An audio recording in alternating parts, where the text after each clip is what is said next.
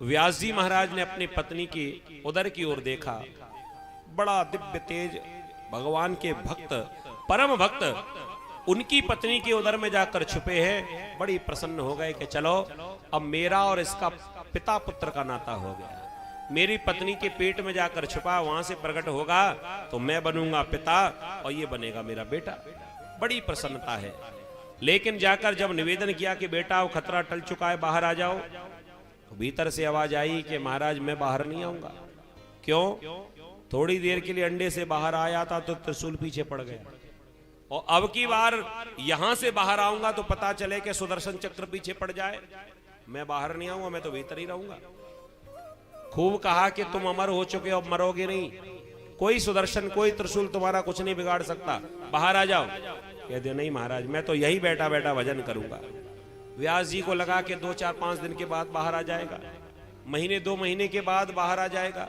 लेकिन ऐसी तपस्या की सुखदेव जी ने अपनी मैया के उदर में, व्यास पत्नी के उदर में, कि 1 वर्ष बीत गया बाहर नहीं आए, 2 वर्ष बीत गए बाहर नहीं आए, 3 वर्ष बीत गए, अब तो बाहर आने का नाम ही ना ले। धीरे धीरे धीरे 12 वर्ष बीत गए, लेकिन सुखदेव जी बाहर नहीं आए। तब व्यास जी को चिंता हुई कि बेटा तुम कब तक भीतर रहोगे, कब तक माँ को कष्ट देते रहोगे, कब तक खुद भी कष्ट सहन करते रहोगे। अरे जल्दी बाहर आओ, मैं तुम्हें एक बार देखना चाहता हूँ। तब भीतर से सुखदेव जी ने कहा कि पिताश्री यदि तुम मुझे बाहर बुलाना चाहते हो तो एक बार भगवान को बुला लो, और भगवान प्रकट होकर दर्शन दे और मुझे आश्वासन दे कि भगवान की माया मेरा कुछ नहीं बिगाड़ेगी, तो ही बाहर आऊंगा। भगवान को आना ही पड़ा, और भगवान ने आश्वासन दिया कि चिंता मत करो बेटा, तुम बाहर आ जाओ। जैसे ही भगवान ने आशीर्वाद दिया, तत्रात् भवत भगवान व्यास पुत्रो स्वयं व्यास नंदन सुखदेव जी महाराज वहां पर प्रकट हुए। मुनि सुखदेव जी महाराज की।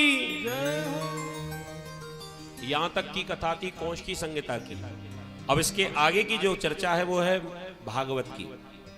यम प्रव्रजन्तुमनपेतमपेत कृत्यम द्वैपायनो विरह कातरुवा जुहावा पुत्रेति तन्मयतया तरवो विनेन्दो स्तम सर्वभूत हृदयं मुनिमानतोऽस्मि। न मां को देखा न पिता को देखा, और तुरंत ही जंगल में तपस्या करने के लिए सुखदेव जी महाराज जाने लगे। पीछे पीछे व्यास जी महाराज भी दौड़ पड़े, हा पुत्र हा पुत्र। जब दुखी होकर रोने लगे तो रास्ते में कुछ पेड़ वृक्ष खड़े हुए थे, और वृक्षों से आवाज आई कि व्यास जी आप तो बड़े विद्वान हैं, इस प्रकार रोना आपको शोभा नहीं देता। व्यास जी ने कहा कि पुत्र का दुख क्या होता है, वियोग क्या होता है, वो तुम नहीं जानते। मैंने अपने पुत्र को खोया है।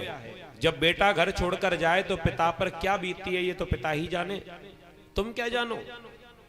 तब वृक्षों ने कहा कि क्षमा करना महाराज, आप विद्वान बहुत हो, लेकिन आप ये भूल गए कि पुत्र का वियोग क्या होता है वो हम वृक्षों से ज्यादा कोई जान ही नहीं सकता। ये संसार वाले आते हैं, हम में पत्थर मारते हैं और हमसे हमारे पुत्रों को छीन कर ले जाते हैं, लेकिन कभी हमको रोते नहीं देखा होगा, क्योंकि हमने अपने हृदय पर पत्थर रख लिया कि हमारे पुत्रों का जन्म संसार का कल्याण करने के लिए हुआ है। ऐसे ही तुम जिस पुत्र के लिए रोते हो वो संसार में आया ही दुनिया का कल्याण करने के लिए है, वो तुम्हें सुख देने के लिए नहीं आया है। इसलिए रोना धोना बंद करो, वापस लौट जाओ। व्यास जी महाराज वहीं से उल्टे पांव अपने आश्रम में वापस आ गए। बड़े खिन्न मन, बड़े उदास मन से बैठे हुए थे। तब नारद जी महाराज का आगमन हुआ, और नारद जी ने अपने पूर्वजन्म की कथा को सुनाया, इनका असंतोष दूर किया, और चतुश्लोकी भागवत नारद जी ने व्यास जी को सुना दी। भगवान नारायण ने वही चतुश्लोकी भागवत ब्रह्मा जी को सुनाई थी, ब्रह्मा जी ने नारद जी को सुनाई, और नारद जी ने व्यास जी को सुनाई, और व्यास जी महाराज ने अपने बुद्धि के बल पर इन 4 श्लोकों का विस्तार कर दिया, और 18,000 श्लोक बनाकर तैयार कर दिए, और एक ग्रंथ लिखा जिसका नाम भागवत महापुराण, जिसकी कथा हम लोग यहाँ पर बैठे बैठे सुन रहे हैं। बोलिए भागवत भगवान की। इस प्रकार भागवत जी का लेखन हुआ। सुखदेव जी महाराज ने इसी भागवत की कथा को परीक्षित जी को सुनाया था।